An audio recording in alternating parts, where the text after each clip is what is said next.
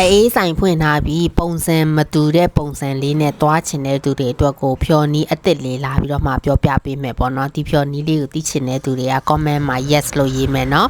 အရင်ဦးဆုံးပေါ့ချန်တို့စတင်ဖြော်တဲ့အခါကျရင်တော့ရေခဲကြိတ်နိုင်တဲ့ဆက်တလုံးစီးဖို့လိုအပ်တယ်ပေါ့နော်သူကစမူတီကြိတ်ရမှာဖြစ်တဲ့အတွက်ကြောင့်မို့လို့ပါဝင်ပစ္စည်းအချိုးအစားကိုတော့ချန်အသေးစိတ်စားလေးနဲ့ထိုးထားပေးတယ်နော်အဓိကကတော့ချန်တို့အုံးရေကို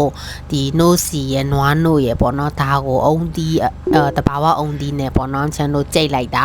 အရသာမှုမွေးလေးရစေတယ်ပြီးတော့စိတ်လေးဖြစ်စေတယ်ပေါ့နော်ဒါကိုစမူတီဖြစ်တဲ့အထိကြိတ်လိုက်တယ်ပေါ့နော်ကြိတ်ပြီးသွားတဲ့အခါကျရင်တော့အနက်မှုမွေးလေးနဲ့အရသာချုံမှုမွေးလေးရတယ်ပေါ့အဲ့ဒါကိုထောပတ်တီတချမ်းကိုအောက်မှာထည့်လိုက်တယ်ထည့်ပြီးတော့ကြိတ်ထားတဲ့ဟာတွေအကုန်လုံးထည့်မယ်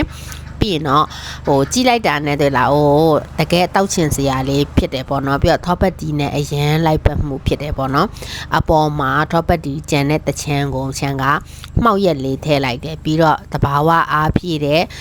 ပင်လယ်ရေမော်မှုတ်ပေါ့နော်အာဟာရဖြစ်ဆွတ်စာအဲ့ဒါလေးအနှဲငယ်လေးထည့်လိုက်လေဒါဆိုရင်တော့အရန်ကိုမမိုက်တော့ဖြော်နီးလေးဒါဆိုရင်တော့အရသာအရန်ကောင်းပြီးသူများနဲ့မတူတဲ့ပုံစံလေးကိုဖြော်ပြလိုက်ပါပြီတကယ်လို့ဒီအပိုင်းတွေလေ့လာခြင်းနဲ့အသစ်အစမ်းတွေသူများနဲ့မတူတဲ့ဒီဇိုင်းတွေအရသာလေးတွေဖြော်တက်ခြင်းနဲ့ဆိုရင်တော့ super food အတန်သွားတက်ချန်တို့ဒီတလပိုင်း29ရက်နေ့ရန်ကုန်မှာအပြင်သွေးအတန်လေးစီမယ် super food အတန်ပေါ့နော်ဒီပင်လယ်ရေမော်မှုတ်တွေကိုဘယ်လိုသုံးရတာလဲအသေးစိတ်ဖြော်ပြမယ်ပြီးတော့အသီးအစစ်တွေကိုဘယ်လိုမျိုးကြိတ်ရတာလဲဘယ်လိုဖြော်ရတာလဲဆိုတာဖြော်နီးသူများနဲ့မတူတဲ့ပုံစံလေးတွေပါတယ်ပုံမှန်တင်နှင်းကြီးကတော့3,900ကြိုအပ်မဲ့သူနောက်ဆုံး200အတွက်ကိုချန်တို့အထူးကြီး3,200နဲ့ရသေးတယ်အဲ့တော့ screenshot 3,200သွားပြီးတော့အလိုက် online အတန်းလည်းရမယ်စာအုပ်လည်းရမယ်ဆိုတော့အရန်ကိုတန်နေပြီအဲ့တော့ရန်ကုန်အပြင်တွေ့တန်းမှာစုံကြမယ်ဘိုင်ဘိုင်